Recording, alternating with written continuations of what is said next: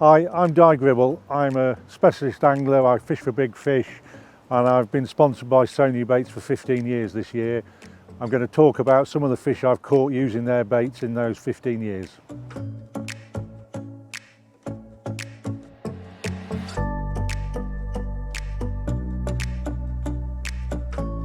Well, my involvement with Preston Innovations came through a lad, Anthony, who worked at my local tackle shop, who also worked at Preston Innovations, and he said, "You've been catching a few good fish, you ought to give John Walsh a ring," who was the brand manager at Corham. And I said, well, if John Walsh wants to call me, speak to me, give him my number, I'm free any time.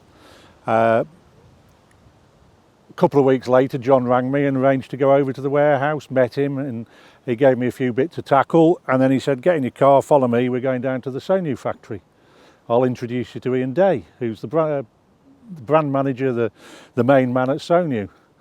So I went down there, met him, and he sorted me a few boxes of bait, which was extremely nice.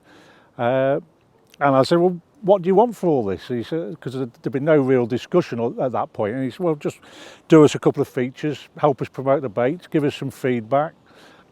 If you could do a feature on Barbel on the River Severn at the start of the season, that'd be good, because we've got the new ellipse pellets coming out.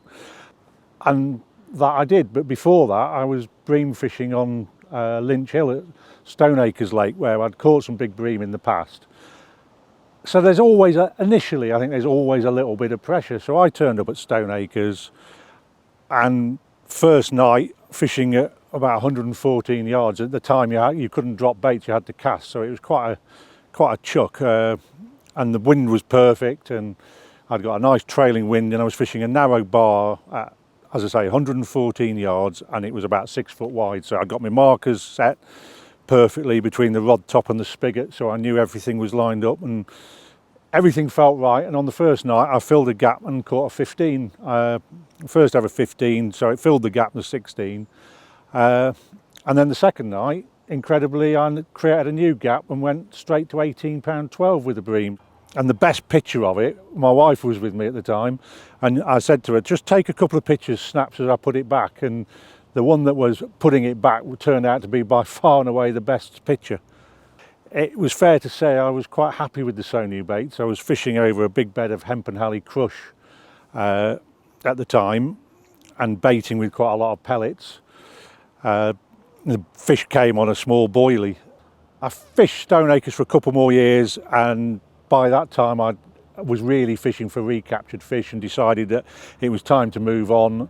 And I didn't really fish for bream until I got a ticket on Fen Drayton in 2015, by which time Sonu had got a much bigger range of baits. They'd brought out cereal-based ground baits, which I've always been a fan of for bream. They'd also got strawberry sweet corn, F1 sweet corn, which sweet flavours have always been a favourite as well. So I managed to get on a swim where a colleague on the water had actually seen some fish rolling. He didn't know whether they were tench or bream, and the following morning he came to wake me to say could I weigh a fish. He'd dropped his digital scales in the water, and I was thinking he'd had a 16.5 bream, and which is exactly the sort of target fish I was after. And I was a bit sort of, oh, am I going to have to move in swim? And then out of the blue, about an hour later, I actually caught a bream and was relieved. As soon as I hit it, I struck into it, and the sort of familiar thump of a big bream without really tearing off. And that proved to be, I think that was 16.2, 16.1, which meant I was quite happy because I could then stay in the one swim knowing there were bream in the vicinity. Through the rest of that day, I had another 15 pound bream and another 3 bream in the afternoon, and I was then left with a dilemma. What do I do now?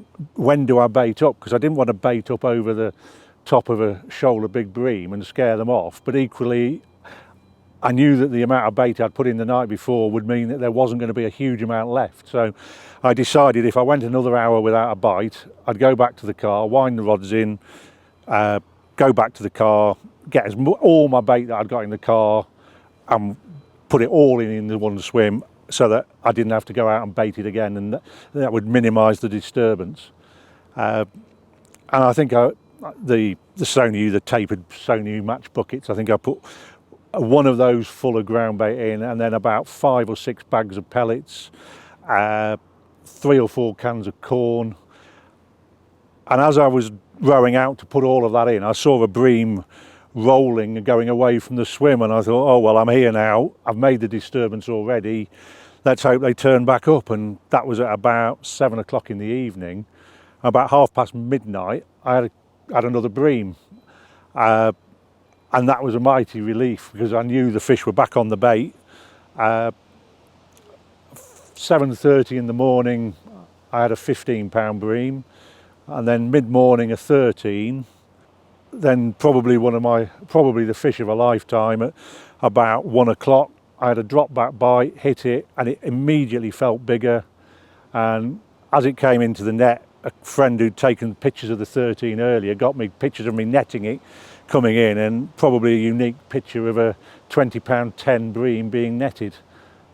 It's a really odd fish, because when it's held up to the camera side on, it's very difficult to guess the weight. But if you see there's a picture of it being lifted on the mat, and I think anybody seeing that fish just goes, wow, that's huge. It's just that you get a completely different perspective of it. And surprisingly, I've not really fished for bream a lot since, but I've got a new water at the moment, and new Sonubaits, so maybe one day we'll see another one, or fill the gap with a 19. When I was first back in 2008, my approach to tench fishing was slightly different. I was very much focused on maggot feeders, and perhaps more ground bait. And things changed. I started fishing linear in 2011, and I found I couldn't catch as many fish, and there was occasions when I knew there were fish in the swim and I couldn't get a bite on a maggot feeder. So I ended up fishing worm on the following one of the local lads who'd done quite well. But the thing with worm is that you can fish it with feeder, but you've got to have something to fish it over. And I started fishing an awful lot of 2mm S pellets, the trout pellets type, and hemp. And at the time they did a Sony product called hemp and maples. They did various big tins of hemp with tiger nuts or maize, and the one I settled on was maples, because it got a few little maples in it that were fairly dull, so they weren't too garish in the swim.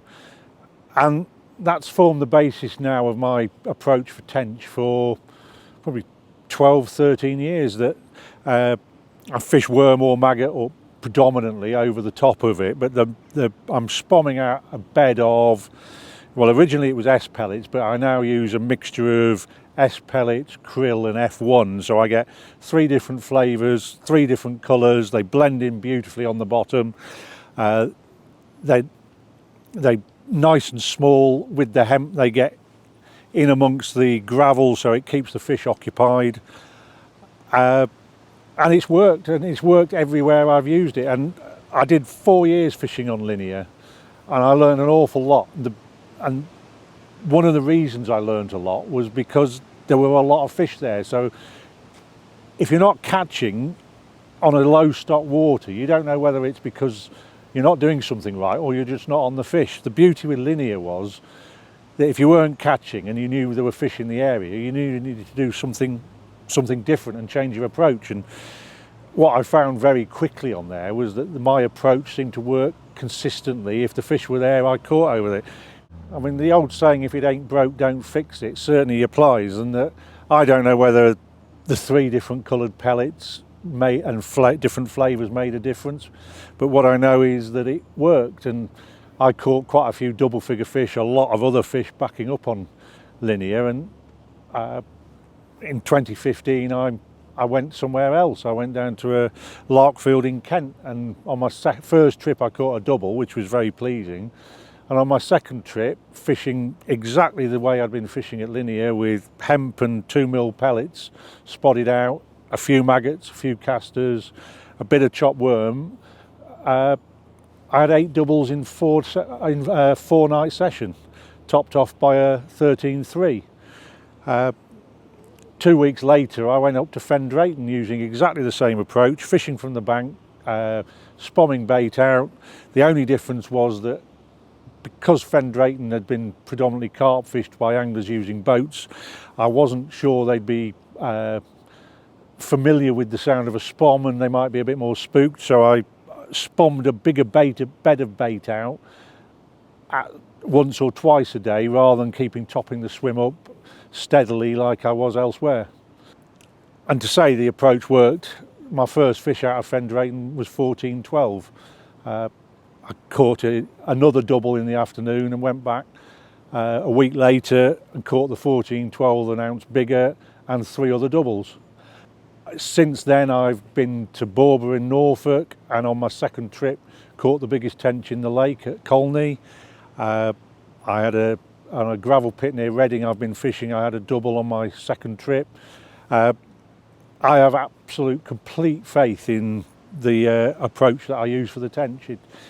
And the feed is an integral part of that. The 2 mil pellets and the hemp, it works everywhere. I know some anglers don't bother with the hemp. I've never felt the need to change something because it just works. When I joined Sonu, I'd caught, I think I'd had about a dozen double figure tench. Since joining Sonu and using their baits, I've now caught 59 double figure tench. That's from quite a number of waters. I like big waters as well. I'm not looking at the kind of water we're on today doing the filming here.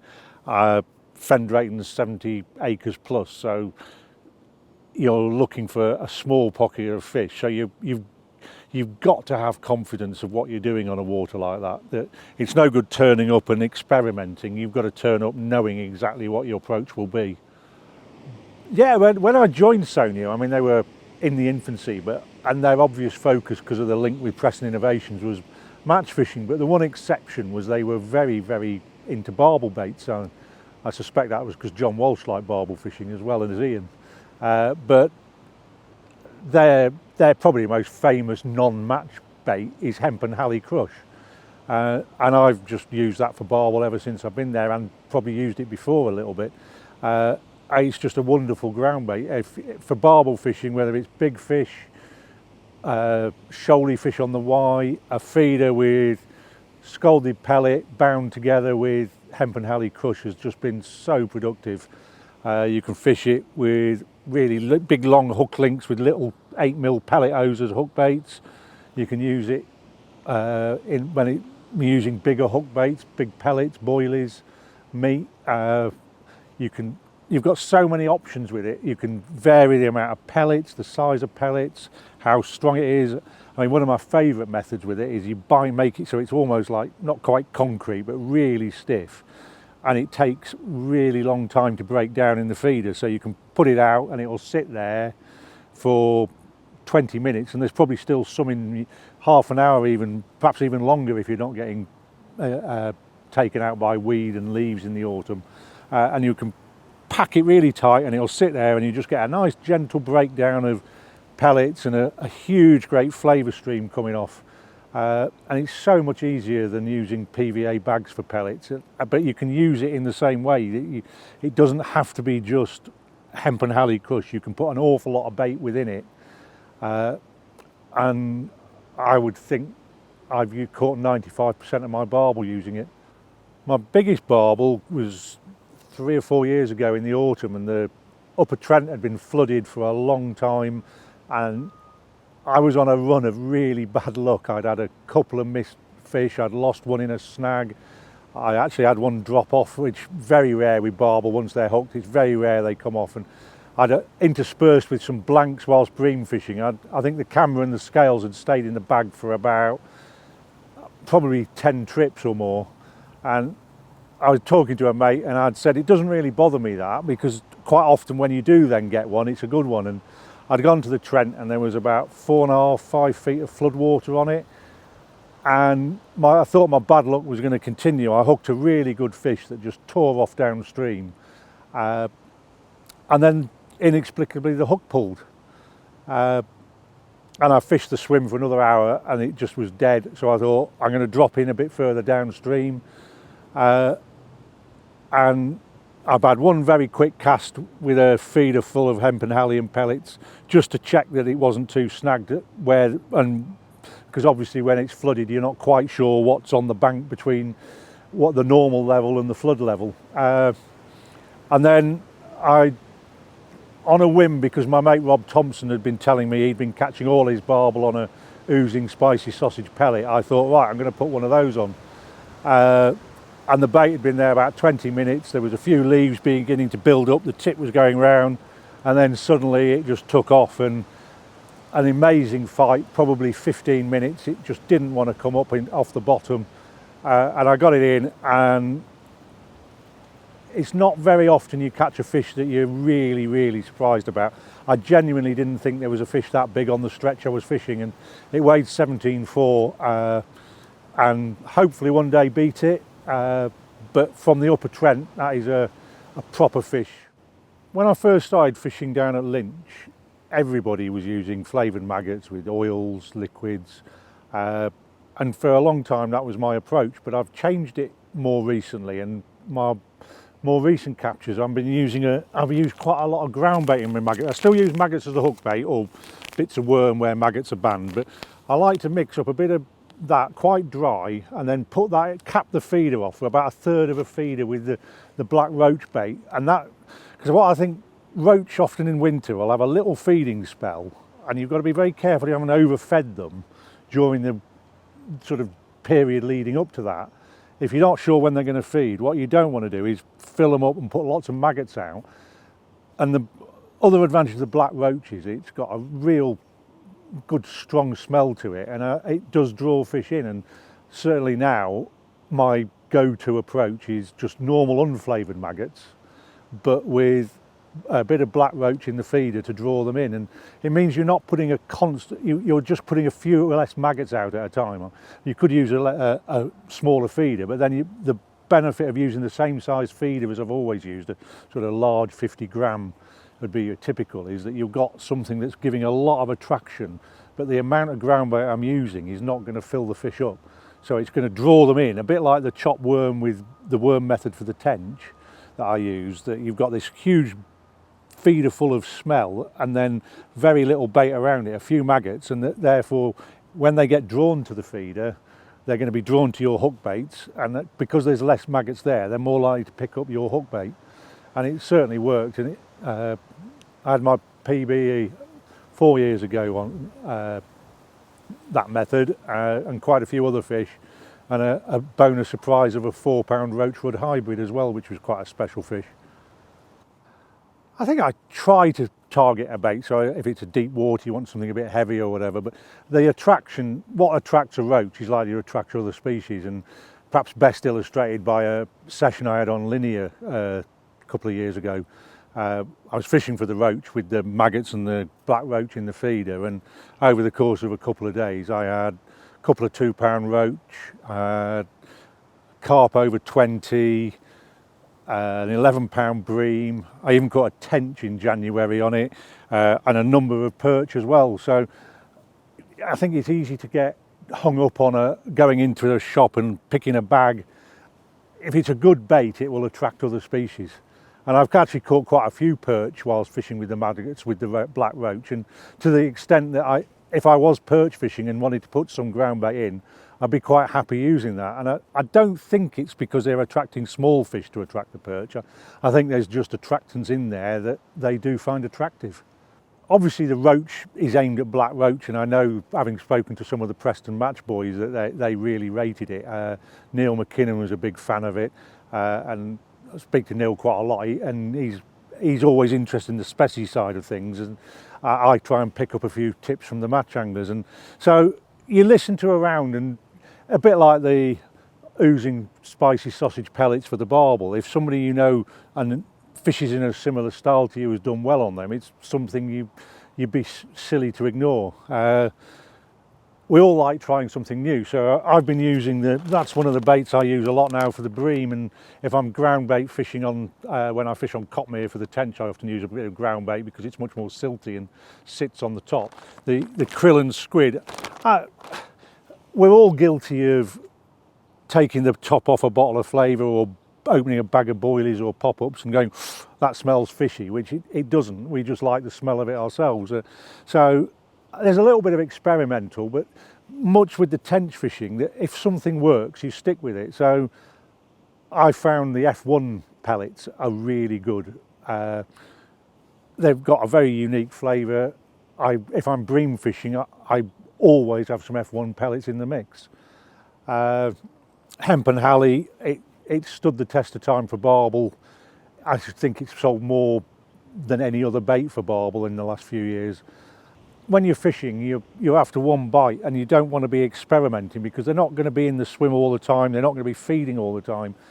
I've got some good mates in the Chub Study group, and I know 2 or 3 of them use the cheesy garlic. I've always used it, I've got great faith in it, and it reinforces your faith in a bait when you know people who are really keen on a particular species and are focused to do a lot of fishing for that species, and they're using the same bait as you are. It's a sort of positive endorsement of what you're using. And the cheesy garlic liquids, every time I make cheese paste, I'm going to put a bit of that in there because it works.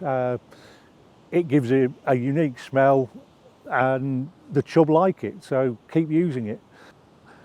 Years ago, I used to do some of the fish camps that Coram ran, and we'd get anglers coming along, and I used to get them to go and talk to Andy Finley and ask him what additives he used, and they'd go back and say, well, he doesn't use any, or hardly any. He uses fin pellets, and he uses a yellow or white wafter occasionally, and he wins more matches than anybody. He doesn't worry about the liquids. He's got a bait that works.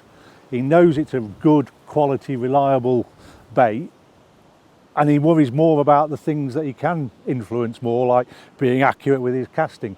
And the ideal situation for any angler, particularly a big fish angler, is that they can almost put the bait to one side. They've got something that they know works, they've caught on it before, and which is why I'm still very, very happy to be associated with Sony. I've used so many of their baits successfully.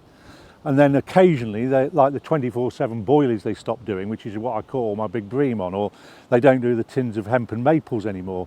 So sometimes they move on, but they brought in other products. But I know that when I find a product that will work, it's going to be consistent, good quality, and I can then use that with confidence, and that's one less thing to worry about on the bank.